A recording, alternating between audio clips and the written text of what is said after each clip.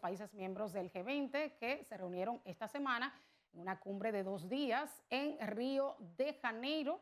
Esta reunión finalizó sin ninguna declaración fuerte, firme, sin pasos concretos. O sea, sí se habló de reducir el hambre, de crear un fondo, también de respetar el medio ambiente, reducir las emisiones y que se respeten los acuerdos.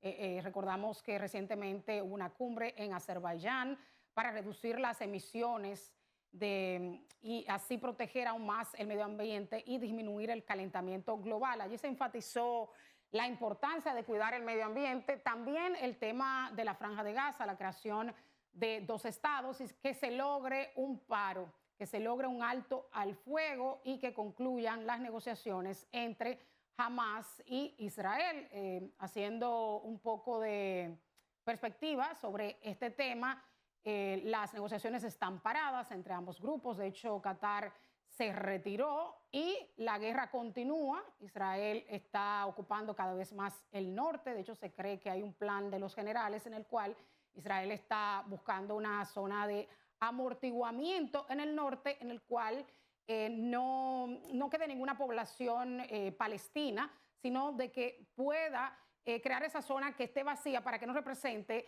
una amenaza hacia su estado, como lo que pasó el pasado octubre del 2023, cuando el grupo terrorista Hamas pues atacó el sur de Israel y que tomó una gran cantidad de rehenes. Otros compromisos que se dieron allí fueron en torno a la guerra de Ucrania, pero no se habló específicamente de la invasión de Rusia, sino que fue en un tenor bien diplomático que se trató el tema. Vamos a ver las declaraciones de la presidenta de México, Claudia Sheinbaum, quien estuvo allí, estuvo hablando del gran gasto que hay en armamentos en el mundo. Jefes y jefas de Estado y de Gobierno, titulares de organismos internacionales. ¿Qué está pasando en nuestro mundo? Que en tan solo 2 años el gasto en armas creció casi el triple que la economía mundial. ¿Cómo es que la economía de la destrucción alcanzó un gasto de 2.4 billones de dólares? ¿Cómo es que 700 millones de personas en el mundo aún viven en pobreza extrema? Resulta absurdo, sin sentido, que haya más gasto en armas que atender la pobreza o el cambio climático. Reduciríamos migración, el hambre, si tan solo elevamos la palabra amor por encima del odio, la generosidad de la persona humilde y desposeída por encima de la avaricia y el deseo de dominación. Me niego a pensar que somos capaces de crear la inteligencia artificial e incapaces de dar la mano al que se quedó atrás. Vengo a nombre de un pueblo generoso, solidario y sabio a hacer un llamado a las grandes naciones a construir y no a destruir, a forjar la paz, la fraternidad y la igualdad. Ya menos idealistas, pero lo prefiero a ser conformistas. Palabras de la presidenta de México, Claudia Sheinbaum, nueva presidenta, miembro del partido Morena de México, tiene una gran mayoría, un gran apoyo, fue muy votada, es una científica, una defensora del clima, de hecho su tesis fue acerca de este tema y apoyando el hecho de que se destine más dinero en contra del hambre en congruencia con las declaraciones del presidente Luis Ignacio Lula da Silva. Luis Ignacio Lula da Silva dijo que el hambre es el producto de decisiones políticas que perpetúan la exclusión de una gran parte de la humanidad. El G20 representa el 85% de los 110 billones de dólares del Producto Interno Bruto Mundial. También representa el 75% de los 32 billones de dólares de comercio de bienes y servicios y 2/3 de los 8.000 millones de habitantes del planeta. Corresponde a los que estamos alrededor de esta mesa la tarea ineludible de poner fin a este flagelo que avergüenza la humanidad. Fueron las palabras del presidente de Brasil, Lula da Silva. Esta alianza nació con 148 miembros fundadores, incluidos 82 países, la Unión Africana, la Unión Europea, 24 organizaciones internacionales, 9 instituciones financieras internacionales y 31 organizaciones filantrópicas y no gubernamentales. La alianza tiene como propósito disminuir la brecha, erradicar el hambre y la pobreza. Al año 2030 también se plantea establecer algunos impuestos a los súper ricos del planeta. Otro país que participó fue España. Allí el presidente Pedro Sánchez dio importantes declaraciones en una conferencia de prensa. Veamos. En cuanto a la cumbre del G20, como saben, la presidencia brasileña quiso articular los debates en torno a 3 temas prioritarios. El primero, la inclusión social y la lucha contra el hambre y contra la pobreza. En segundo lugar, la reforma de las instituciones y la gobernanza global. Y finalmente, el desarrollo sostenible y las transiciones energéticas. En fin, todos estos son debates que nos suenan mucho, que son propios porque forman parte de las prioridades del Ejecutivo de España. Y paso, por tanto, a continuación a valorar los resultados concretos de esta cumbre, siguiendo los 3 ejes de trabajo de la presidencia brasileña. En primer lugar, un elemento crucial de las declaraciones de todos los presidentes y presidentas de gobierno y jefes de Estado desde el estallido de la guerra de Ucrania hace 1000 días es la referencia a la situación geopolítica internacional. Y a la vista de los brutales ataques que hemos visto por parte de Putin en Ucrania en estos últimos días y también por parte de Netanyahu en Líbano y en Gaza, esta mención nos parecía incluso más necesaria que nunca. Y en este sentido, pese a las diferencias entre los miembros del G20, como se pueden ustedes imaginar, España valora positivamente los términos en los que la declaración se ha recogido este contexto geopolítico tan complejo.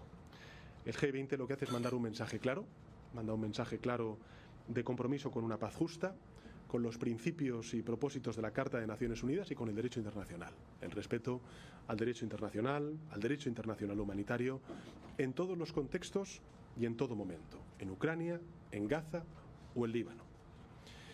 Y nuestro país, España, pues ha abogado en todo momento, a lo largo de estos meses, por este equilibrio, donde la primacía de la soberanía, de la integridad territorial de Ucrania, como nos han escuchado decir muchas veces a lo largo de estos últimos 1000 días de guerra, de invasión, y el progreso irreversible hacia la solución de los dos estados cuando hablamos de Oriente Medio, queden muy claros. Y España considera que los términos en los que está reflejado en la declaración del G20 quedan claros. Evidentemente nos hubiera gustado un texto más contundente, es sin duda lo mejor que en todo caso podríamos conseguir como grupo el resultado de esta declaración y por tanto esa valoración positiva que hacemos desde el Gobierno de España. Y quisiera en todo caso recordar los cruentos ataques de Israel en varias regiones del Líbano, sobre todo el norte de la franja de Gaza, que han causado más muertos y más dolor. Y también el terrible e injustificable ataque de Putin contra Ucrania el día antes de que comenzara esta cumbre del G20, lo que también demuestra el respeto que tiene Putin, en este caso, por la comunidad internacional. Y, en consecuencia, enviamos desde el Gobierno de España toda la solidaridad y el apoyo al pueblo ucraniano, que sabe que cuenta con todo nuestro respaldo el tiempo que sea necesario. En segundo lugar, quiero celebrar el lanzamiento oficial de la Alianza Global contra el Hambre y contra la Pobreza, un proyecto emblemático que se nutre de la larga y exitosa trayectoria de Brasil y de su gobierno con este tipo de políticas. Esta iniciativa va a permitir poner en contacto a países donantes con países receptores de esa ayuda que necesitan para implementar algunas de las políticas y las mejores prácticas recogidas en la Alianza. Y me alegra especialmente porque España, que ha apoyado este proyecto desde el principio, se ha comprometido formalmente a formar parte de esta alianza con un compromiso financiero inicial de 850.000 euros para financiar y apoyar a su secretariado. Reafirmamos, lógicamente, con este eje nuestro firme compromiso con el multilateralismo, he tenido además la oportunidad de anunciar una contribución de casi 60 millones de euros en la ronda de inversiones de la Organización Mundial de la Salud para ayudar a garantizar la financiación sostenible del organismo entre el año 2025 y el año 2028. Palabras del presidente de España, Pedro Sánchez. Recordar que es uno de los pocos países, España, que reconoce el Estado de Palestina. De hecho, en el día de hoy ya se reunió con algunos ministros del gobierno de Palestina, de Mahmoud Abbas, de Cisjordania, para llegar a algunos acuerdos de colaboración, y esta situación ha tensado las relaciones entre España e Israel, porque también España pide un alto al fuego y ha condenado la actuación de Israel en la Franja de Gaza. Ahora pasamos con las declaraciones del presidente de Colombia, Gustavo Petro, en el marco de la cumbre del G20 en Río de Janeiro. O sea, su mayoría. El hambre, si no hay hambre en el sur, no hay migración del sur hacia el norte. Toda política que busca meter migrantes en países que no son de acogida, en campos de concentración, en programas que buscan y cazan los migrantes para devolverlos a sus países de origen, fracasa. Va a fracasar, ha fracasado. La única política efectiva para detener el éxodo de los pueblos del sur hacia el norte es que el sur sea más próspero, que no tenga hambre. Esa es la política eficaz, e invito a los miembros del G20 a practicarla con razón y con verdad, no con hipocresía. Cada golpe sobre un migrante en el exterior es simplemente el reconocimiento de la incapacidad del rico norte por acabar el hambre en la humanidad. Y acabar el hambre en la humanidad nos lleva, en mi opinión, a tres planteamientos que quiero dejar en esta construcción de pensamiento común. Primero, el criterio de seguridad alimentaria basado sobre países que exportan al resto del mundo alimentos sobre la base de un uso intensivo del petróleo y del carbón no ha acabado el hambre en el mundo. Yo propongo construir, en lugar del concepto de libre mercado mundial de seguridad alimentaria, el concepto de soberanía alimentaria, que consiste en que en los países donde hay hambre se pueda producir la alimentación suficiente. Y eso implica una agricultura sin carbón, basada, y ese es el segundo aspecto, en el campesinado y el pequeño granjero, no en la gran multinacional agraria.